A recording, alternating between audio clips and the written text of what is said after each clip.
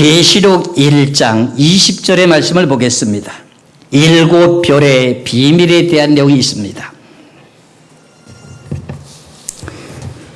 계시록 1장 20절입니다. 네 본 것은 내 오른손에 있는 7별의 비밀과 7 금초대라. 7별은 7 교회 사자요 7 촛대는 7 교회니라 그럽니다. 그럼 여기서 성경에서 비밀이라고 말씀하셨으니 내용이 어려울까요? 쉬울까요? 요한계시록 전체적인 내용도 다 어려운데 거기다 또 비밀이라고 해놨으니까 더 어렵겠죠. 그렇지요? 그래서 요한계시록의 난제만이라도 다 풀면은 성경이 다 연결해서 다 풀리게 되어 있습니다. 그래서 먼저 난제에 대한 세미나를 제일 먼저 한 사람이 제가 보기엔 제가 제일 1번 같아요. 그게 언제 했느냐? 2009년도 6월 8일 날 한국기독교회관에서 제가 처음으로 시작한 것 같아요. 요한계시록의 세미나 하신 분들은 많습니다.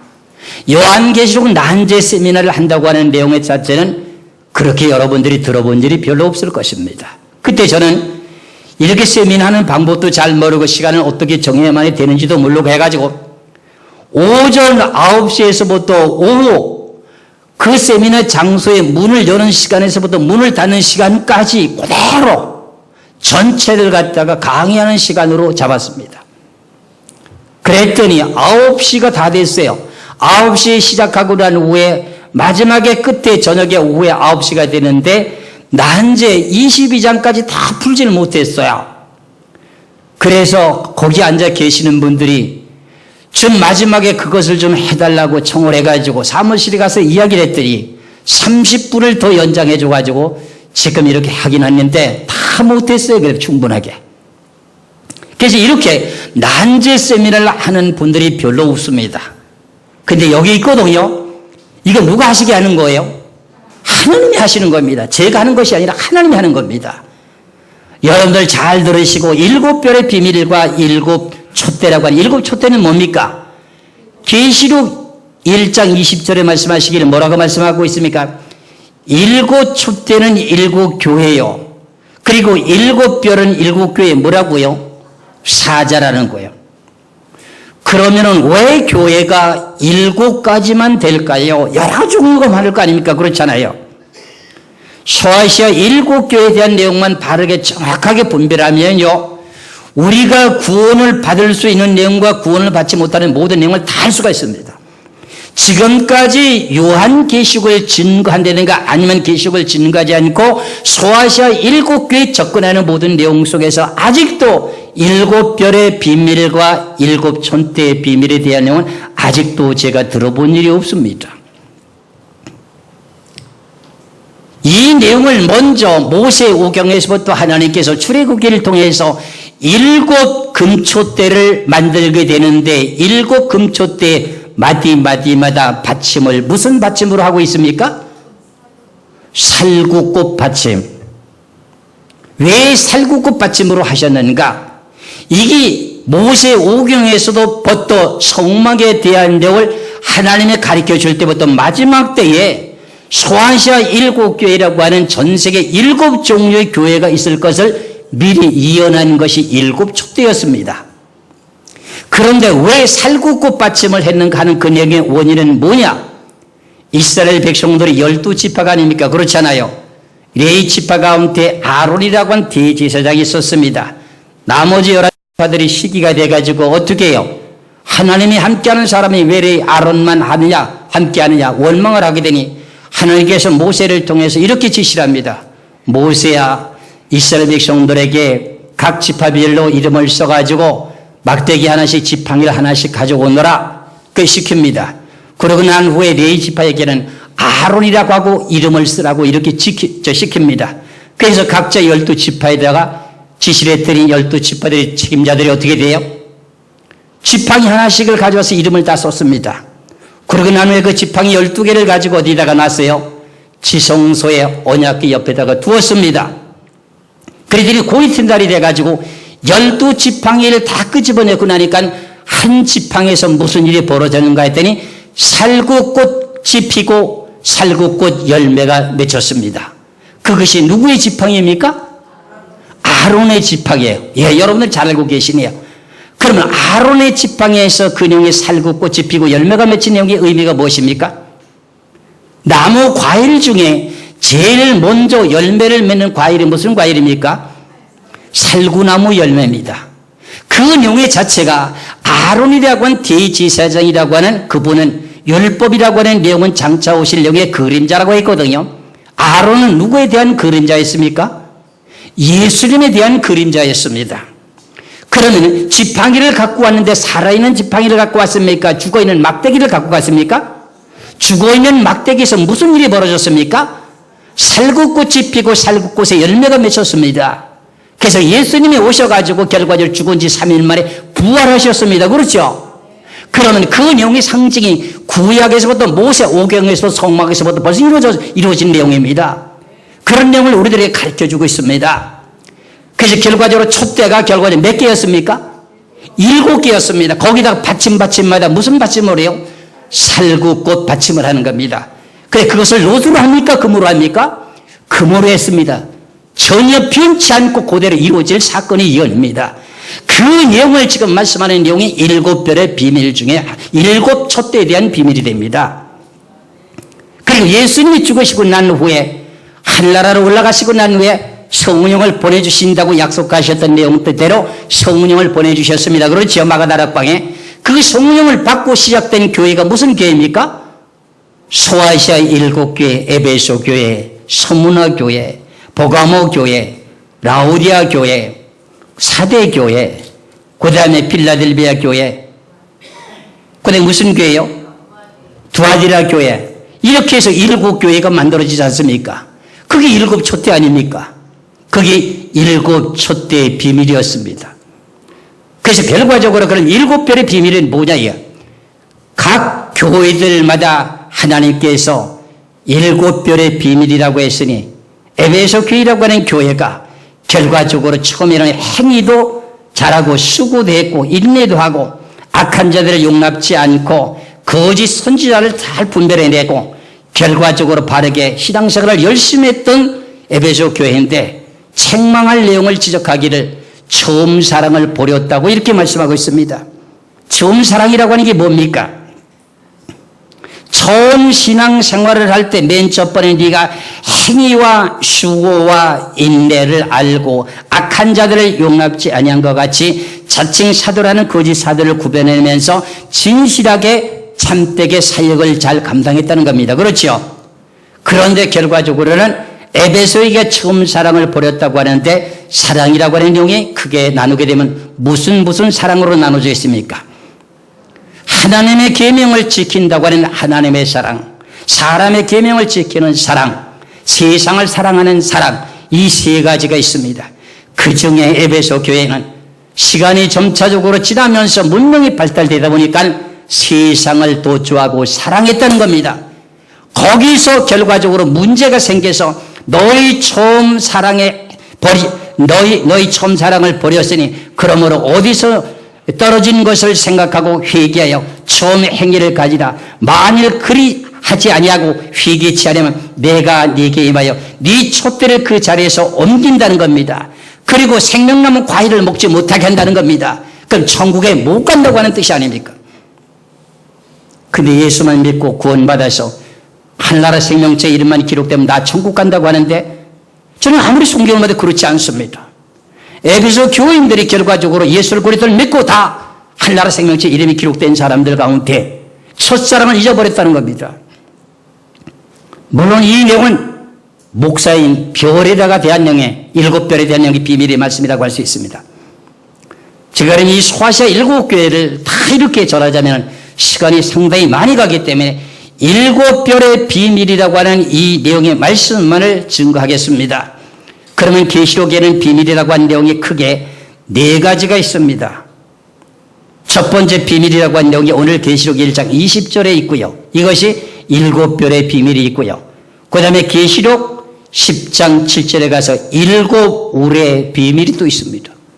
그리고 계시록 17장 5절에 음료의 비밀이 있습니다. 그 그리고 그 다음에 네 번째 계시록 17장 17절에 10뿔과 7머리의 비밀이라고 하는 것이 있습니다. 이 비밀이라고 하는 내용이 어렵습니다. 그래서 제가 이렇게 계시록 난제 특별 세미나를 하게 되는 이유 중에 하나가 이 난제만 비밀만 풀어도 성경에 대한 모든 문명이 연결될 수 있기 때문에 결과적으로 여러분들이 비밀의 말씀을 분별하셔야 된다 그런 말입니다. 그렇다면 제가 가장 중요한 내용의 핵심 속에서 하나가 이 비밀의 말씀을 모르고 있었기에 계시록의 7장에 나오는 14만 4천과 계시록 14장에 나오는 14만 4천과 숫자는 똑같은데 계시록 7장에 나오는 14만 4천은 무엇이며 계시록 14장에 나오는 14만 4천이 누군지를 분별을 못하는 겁니다. 계시록 14장 1절에 있는 14만 4천인의 이마에는 하나님의 이름과 어린 양의 이름이 기록되어 있습니다. 그리고 계시록 7장에는 14만 4천인에게는 하나님의 이름이 그냥 기록되어 있는 걸로 되어 있습니다. 이제 이것도 앞으로 지금 계속 연결해서 말씀을 드리겠습니다. 그렇다면 계시록 3장을 보시겠습니다. 계시록 3장 12절의 말씀을 보겠습니다. 계시록 3장 12절의 말씀을 보면 이기는 자는 내 하나님의 성전의 기둥이 되게 하리니 그가 결코 다시 나가지 아니하리라. 내가 하나님의 이름과 하나님의 성 곧 하늘에서 내 하나님께로부터 내려오는 새 예루살렘의 이름과 나의 새 이름을 그의 위에 기록하리라.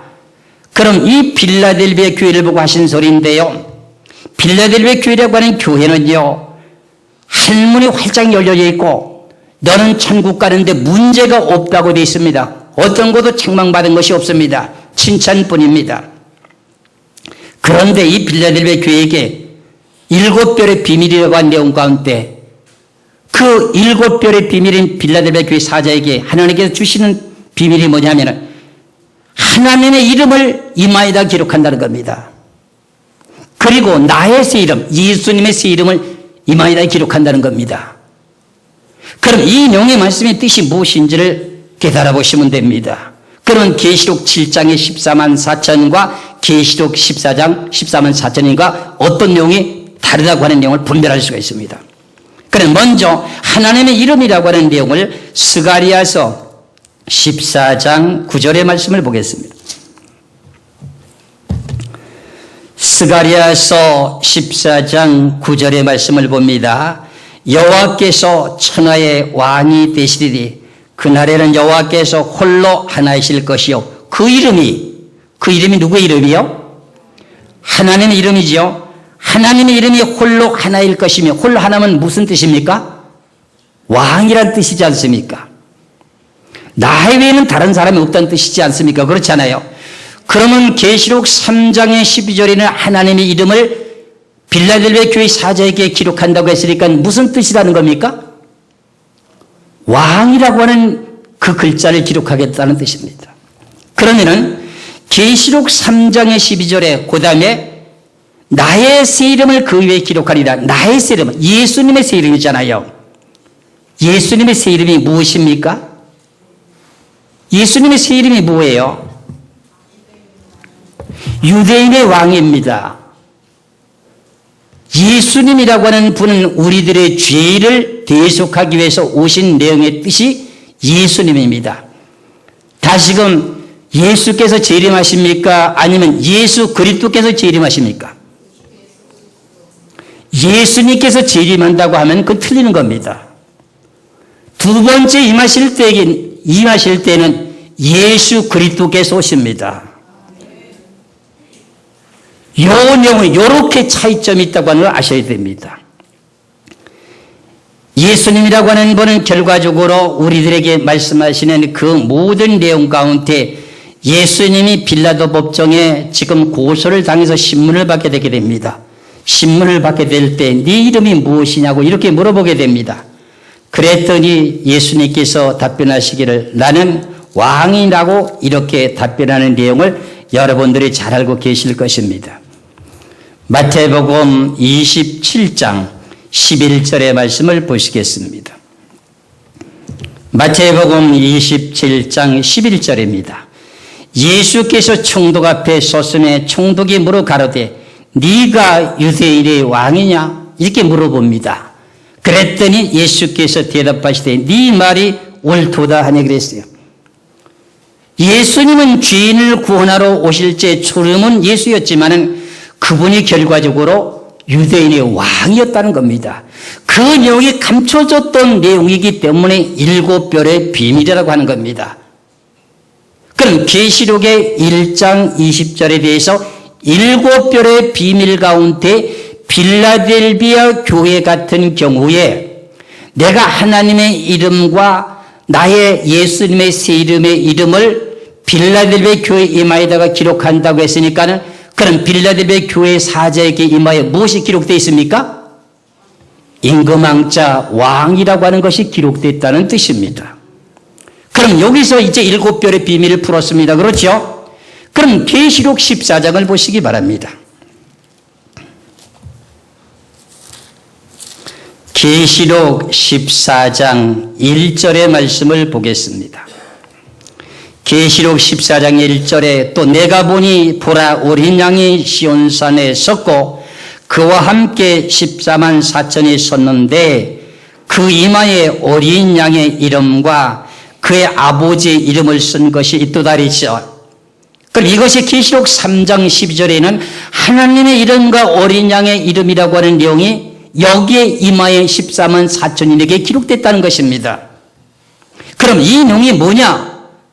결과적으로 인을 떼게 될 때 첫째 인을 떼고 둘째 인을 떼고 셋째 인을 떼고 넷째 다섯째 인을 떼게 될 때 순교의 숫자가 차여된다고 했습니다. 그럼 순교의 숫자가 얼마길래 숫자가 있다고 말씀하셨느니까 그 내용의 말씀을 보면은 14만 4천이라고 한 내용을 갖다가 계시록 7장에도 상징적인 숫자로 지금 많이 보고 있습니다. 아닙니다. 절대로 아닙니다.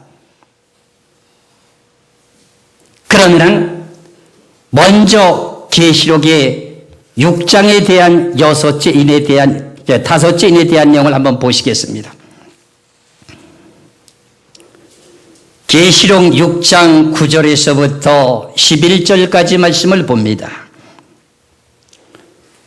계시록 6장 9절에서부터 11절까지 다섯째 인을 떼실 때 내가 보니 하나님의 말씀과 저의 가진 증거를 인하여 죽임을 당한 영혼들이 제단 아래 있어 큰 소리로 불러 가라오되 거룩하고 참되신 대주제여 땅에 구원한 자들을 심판하여 우리 피를 희론하여 주지 아니하시기를 어느 때 가지 하시려나이까 하니 각각 저에게 흰두루마기를 주시며 가라사리 아직 잠시 동안 쉬되 저희 동무종들과 형제들도 자기처럼 죽임을 받아 그 수가 차기까지 하라 하시더라. 그러면 하나님의 말씀과 예수 그리스도의 증거를 가지고 목배움을 받은 사람들은 그 무슨 사람입니까? 순교자지요. 그 순교당한 사람들이 그 영혼이 하나님의 제단 앞에 올라가가지고 하는 말이 하나님이여 세상에서 하늘나라를 건설하기 위해서 복음을 전하다가 내가 목배임을 받았는데 우리들의 핏값을 언제나 갚아주시겠습니까? 하고 신원하니까 뭐라고 말해요? 너희들과 같이 순교의 숫자가 차면은 내가 너희들에 대한 내용의 원한을 풀어주겠다. 그런 말입니다. 그렇다면 이 내용에 순교한 사람들이 결과적으로 이마에 어떤 내용이 기록되는가 하는 내용을 성경을 한번 찾아보겠습니다. 계시록 20장 4절을 보겠습니다. 계시록 20장 4절을 보겠습니다. 계시록 20장 4절에 또 내가 보좌들을 보니 거기 앉은 자들이 있어 심판하는 권세를 받았더라. 이 내용은 이스라엘 백성들의 12사도들을 보고 하는 소리입니다. 그 다음에 또 내가 보니 예수의 증거와 하나님의 말씀을 인하여 목배임을 받은 자의 영혼들과 여기 무슨 내용입니까?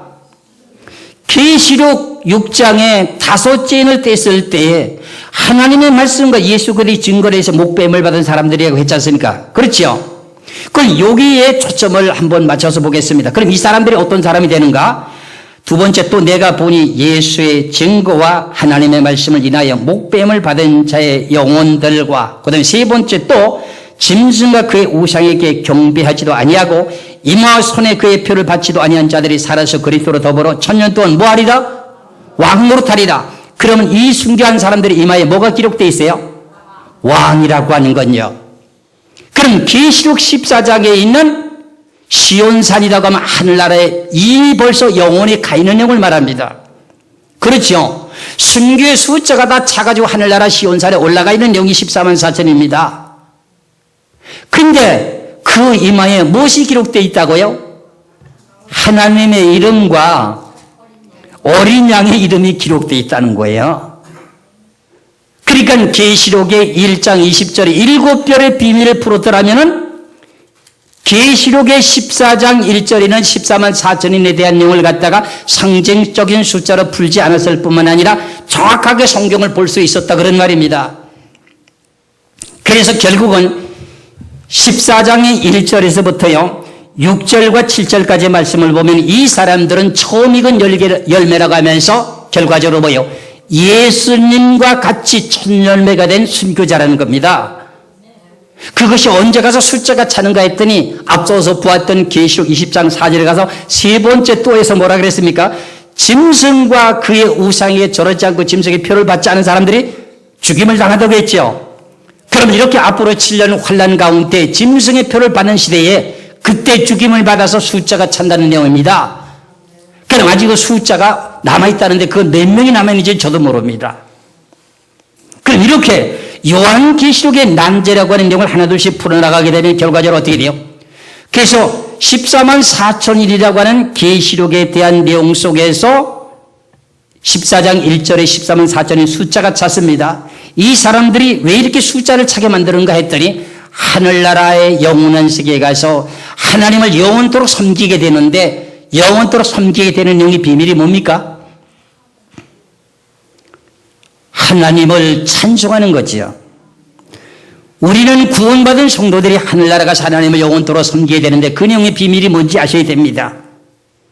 하나님을 영원토록 찬송하게 되는데 우리가 부르고 있는 약 500, 600곡 되는 이 찬송가만 늘 같은 찬송을 부를 수가 없습니다.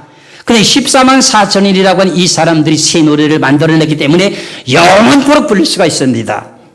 그 내용을 한번 연결해서 한번 보겠습니다. 1절에서부터 5절까지입니다. 계시록 14장 1절에서 5절까지. 또 내가 보니 보라 어린 양이 시온산에 섰고 그와 함께 14만 4천이 섰는데 그 이마에 어린 양의 이름과 그 아버지의 이름을 쓴 것이 또다. 내가 하늘에서 나는 소리를 들으니 많은 물소리도 같고 큰 내성도 같은데 내게 들리는 소리는 검은 곳 타는 자들이 그 검은 곳 타는 것 같더라. 저희가 보호자와 내성물과 장로들 앞에서 새 노래를 부르니 땅에서 구속함을 얻은 14만 4천인 밖에는 누기 이 노래를 배울 자가 없더라. 그럼 하늘에서 어떤 소리가 나요? 물소리가, 많은 물소리가 나고 검은 곳 타는 소리가 나고 그 다음에 뇌성을 치는 소리 같은 소리가 들리는데 노랫말에 악보가 없습니다. 그런데 14만 4천인들이 뭐예요? 새 노래를 부른다는 겁니다. 그래 하늘에서 물소리가 나는데 어떤 음절의 반주인지는 모르겠어요. 검은고라고 하는 내용을 우리가 반주라고 하는 내용을 알 수가 있습니다. 천둥번개를 치는 내용이라고 하는 것은 우리가 4분의 4박자 같은 경우에 큰 북을 칠 때 어떻게 됩니까? 하나 둘 셋 넷 하면서 북을 쾅 치는 것처럼 뇌성 번개 치는 소리를 내면서 새 노래를 부르는데 14만 4천인 밖에는 못 부른다는 겁니다. 이 사람들이 어떤 사람인가 했더니 이 사람들은 여자로 더불어 더럽히지 아니하고 정절이 있는 자라 어린 양이 어디로 인도하든지 따라가는 자며 사랑 가운데서 구속을 받아 처음 익은 열매로 하나님과 어린 양에 속한 자들이 처음 익은 열매, 예수님이 부활의 첫 열매라고 했잖아요. 고린도전서에 그와 같은 순교자의 숫자가 14만 4천이라는 겁니다. 왜 그러면 14만 4천일 가도 이렇게 꼭 숫자를 지어야 됩니까 하는 내용은 계시록 7장에서 말씀을 드리기로 하겠습니다. 만일에 우리가 14만 4천일이라고 하는 이 숫자가 영원토록 계속 찬송만 부르면 그분들이 자유로운 시간이 있을까요? 없을까요? 없지요. 계시록 7장에 왜 14만 4천인데 12지파의 반열을 왜 나눠서 1만 2천씩 인을 치나요? 하늘나라에도 12달이 있습니다. 달마다 12가지 과일의 실과가 열매가 맺힙니다. 그러면 왜 하나님이 12지파를 택했으며 왜 예수님의 제자를 12제자로 꼭 채워야 되는지 한번 생각해 보셨나요? 가룟 유다가 예수님을 십자가에 못 박아 팔아넘기고 난 후에 자기가 스스로 목매어 죽었습니다. 그러면 하나님은 전지전능하신데 거기에 대한 어떤 의미가 없다면 11 사도를 그냥 두면 될 것을 갖다가 왜 제비를 뽑아서 합당한 맞대아를 집어넣어서 12사도를 만들었을까요? 왜 계시록 7장에서도 14만 4천인 가운데 단지파가 빠지고 났더니 므낫세 반지파를 대신 왜 채워넣어서 12지파를 만들었을까요? 이런 이 모든 내용들을 하나님의 원인의 이유를 알고 난 후에 성경을 보셔야 됩니다. 대부분이 계시록 7장에 대한 14만 4천인들에게 하나님의 인을 친다는 겁니다. 하나님의 종들의 이마에다가 인을 친다는 하나님의 종들이 우리가 생각하기에는 목사들인 줄을 착각하고 있습니다. 목사들에게 하나님의 인을 쳐가지고 그들의 계시록의 10장에 나오는 7 오래라고 하는 비밀 가운데 하나님의 말씀을 먹고 난 후에 1260일 동안 하나님의 말씀을 외치고 증거하면서 순교해서 죽게 되는 숫자가 계시록 14장 1절이라고 이렇게 말하게 됩니다. 아닙니다. 저는 담대하게 그렇게 말씀드릴 수가 있습니다. 그럼 앞서서 이제 말씀드린 내용처럼 하나님의 계시록 7장에 하나님의 종들이 들어간 것이 무엇이며 하나님의 인을 받는 것이 무슨 뜻인지를 밝히고 나면 그런 내용들이 허사인지 잘못 전한 것을 알 수 있을 것입니다. 그러면 7별의 비밀 가운데 이렇게 엄청난 비밀의 뜻이 밝혀지고 있다고 하는 걸 깨달을 수가 있습니다. 그러면 앞서서 5째 인을 뗐을 때 하나님의 말씀과 어린 양의 지금 속한 어린 양의 인을 받은 예수님의 하나님의 영과 예수 그리스도의 영을 받은 사람들이 하나님의 말씀을 통해서 목배임을 받은 사람들이 어떻게 순교를 당하잖아요. 그렇잖아요. 그 사람들이 왕이라 그랬었죠. 그들이 하나님 앞에 신원하기를 우리들의 핏값을 갚아주기를 언제까지 하느냐 그랬죠. 그 너희 숫자가 차거든 신원해 준다 그랬죠. 그 숫자가 찼어요. 몇 명이요? 14만 4천이 찼어요. 그래가지고 그 숫자를 채우게 되는데 어떻게 해서 언제부터 순교의 숫자가 어느 지역에서부터 이루어지느냐 할 것 같으면 유대 땅에서부터 예수 그리스도의 복음이 전파되면서부터 어떻게 돼요? 순교제가 시작되면서 유럽으로 넘어가면서 많은 사람들의 순교자가 발생됐습니다. 그래서 결과적으로 많은 숫자가 죽게 되는 그 땅을 하나님께서 심판하는 신혼을 거기다 갚아주게 됩니다. 그래서 결과적으로 뭐냐? 14만 4천이 차고 났으니까 그 다음에 무슨 일이 벌어지느냐? 하나님께서 신혼하는 심판하게 되는데 계시록 14장 8절에 대한 내용이 여기 그 내용입니다. 계시록 14장 8절에 또 다른 천사 곧 둘째가 그 뒤를 따라 말하되 무너졌도다 무너졌도다 큰 성 바벨론이여 모든 나라를 그 음행으로 인하여 진노의 포도주로 먹이던 자로다 하더라. 이 내용이 무슨 내용의 뜻이냐? 계시록 17장 18장에 대한 바벨론의 비밀이라고 했던 그 내용의 유럽의 바벨탑 바벨론을 말합니다. 바벨이라고 하는 용어의 뜻은 뭡니까? 노아의 세 자손의 후손들이 생육하고 번성하다가 신할 평지에서 바벨탑을 쌓다가 하나님께서 노아 홍수에서 구원받고 난 노아의 세 아들에게 생육하고 번성해서 땅에 편만하게 퍼지라고 했는데 흩어지기를 면하려고 할 때 어떻게 해서 하나님께서 바벨탑을 쌓는 것을 멈추게 한 일이 뭐예요? 언어를 혼잡하게 만들어서 여러 나라의 말로 만들었어요. 그래서 말이 통하는 사람들끼리 흩어지게 된 내용을 갖다가 언어가 복잡한 내용을 보고 바벨이라 한다 이렇게 창세기 10장에 나오게 됩니다. 이런 모든 내용이 성경으로 좀 해석이 되어 있습니다. 그러면 계시록 17장에서 나오게 되는 바벨이라고 하는 큰 바벨이라 땅의 음료들과 가증한 것들이 어미라 하였더라 하는 이 바벨이라고 하는 바벨이 뭐냐? 유럽의 바벨탑을 보고 말합니다. 그럼 제가 이렇게 단도직입적으로 이렇게 자신있게 말씀드리는 내용은 여기서 분명하게 제가 7 비밀에 대한 내용 가운데 계시록 17장과 18장은 비밀에 대한 내용이 나온다 그랬거든요. 일곱 짐승의 머리, 일곱 뿔의, 10뿔의 비밀과 일곱 머리의 비밀을 말씀드릴 때 말씀드릴 수가 있거든요. 그러면 제가 앞서서 말씀드린 내용이 여러분들이 이제 혼동되기 쉬운데, 다섯째 인을 뗐을 때 예수 그리스도의 증거와 하나님의 말씀을 인해서 목배임을 받은 사람들이 신원하고 났더니 너희들의 신원하는 핏값을 너희들의 숫자가 차고 난 후에 갚아준다고 했죠. 그렇죠? 그것을 갖다가 제가 무슨 내용을 인용했습니까? 계시록 14장의 1절에 14만 4천의 숫자가 찼습니다. 그렇지요? 그래서 계시록 14장 8절에 대한 내용을 갖다가 뭐라 그랬어요?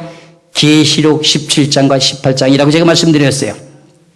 그렇다면은 계시록 17장과 18장 가운데 다섯째 인을 뗐을 때에 대한 내용 속에서 핏값에 대한 신원하는 내용을 여기서 말씀하신 내용을 한번 보시기 바랍니다. 계시록 18장 20절을 보시겠습니다. 좀 내용이 좀 어렵습니다. 계시록 18장 20절입니다.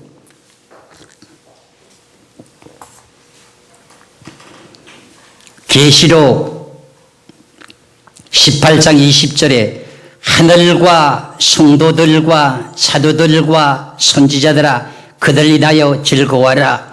하나님이 너의 신원하시는 심판을 누구에게요? 그에게 하셨습니다. 누구에게? 바벨론에게 했다는 겁니다. 그럼 핏값을 갚아준다고 했는데 그 핏값을 갚아주는 조건이 뭔가 했더니 숫자가 차고 나야 된다. 그 숫자가 몇 명이라? 14만 4천의 숫자가 차고 났더니 심판하신다는 거예요. 요 내용이 7년 환란 후 3년 발악해서 차게 되면서 그 다음에 바로 심판이 여기에 들어가게 됩니다. 이 내용을 누구를 들어서 심판하느냐? 붉은 용의 권세라고 하는 러시아를 들어서 심판하게 됩니다. 왜 그러냐? 그 내용의 이유가 지금 우크라이나를 통해서 어떻게 돼요? 러시아 전쟁하라고 있죠. 그래서 유럽이라는 나라가 어떻게 우크라이나를 빼앗기면 어때요? 38선의 경제가 무너지니까 그 나라를 지키기 위해서 지금 어떻게 돼요? 나토 회원국이 러시아를 지금 뭘 하고 있습니까? 경제적인 뭘 하고 있습니까? 제재 조치를 당하고 있죠. 러시아의 푸틴 대통령이 지금 뭘 갈고 있어요? 이를 갈고 있습니다. 너들 두고 보자. 그 원한을 갚아주게 되는데 누구를 도구를 들어서느냐? 붉은 용의 권세를 통해서 갚아주는 사건이 연결돼서 나옵니다. 제가 쭉 이렇게 설명을 드렸으면 좋겠는데 비밀만 지금 말씀드리다 보니 이렇습니다. 그러면은 일곱 별의 비밀이라고 하는 내용이 성경을 푸는 전체적인 모든 내용 가운데 열쇠가 될 수 있다는 내용의 뜻입니다. 그럼 또 한 가지 좀 도움을 되기 위해서 말씀을 드리면 두아디라 교회 사자에게 비밀이 있는데 일곱 별의 비밀 가운데 비밀이 있는데 그가 지금 두아디라 교회에게 하시는 내용의 말씀 가운데 책망이 있습니다. 이세벨이라고 하는 그 교훈을 용납하지 말고 그것을 이긴 자에게 하나님께서 그 사자에게 뭘 주느냐? 새벽별을 준다고 합니다. 새벽별. 그럼 하늘에 있는 별을 따라 준다는 뜻이 아니거든요. 계시록 2장 27절, 28절 두 절의 말씀을 보시겠습니다. 계시록 2장 27절에서 28절까지 그가 철장을 가지고 저희를 다스려 질거를 깨뜨리는 것 같이 하리라. 나도 내 아버지께서 받은 것이 그러하리라. 내가 또 그에게 새벽별을 주리라. 그럼 두아디라 교회에게 이세벨의 교훈을 이긴 자에게 하나님이 주시는데 뭘 준다는 거지요? 철장 권세를 주면서 새벽별을 준대요. 별이 뭡니까? 별의 뜻이 뭐예요? 마태복음 2장에 동방 박사들이 별을 보고 예루살렘에 돌아와서 유대인의 왕으로 나신 이가 누구냐고 이렇게 물었지요. 무엇을 보고요? 별을 보고. 그럼 여기는 새벽별을 준다고 하는 내용이 뭡니까? 두아디라 교회의 사자 이마에 기록하는 내용의 비밀이 뭐예요? 새벽별, 새롭게 떠오른 세계, 지금은 어둠의 세상이잖아요. 새롭게 되는 세상 속에서 왕이 된다는 뜻입니다. 이렇게 일곱 별의 비밀이라고 하는 내용이 난제이기 때문에 제가 난제라고 하는 말을 제목을 가지고 말씀을 드리게 되었습니다. 그 다음에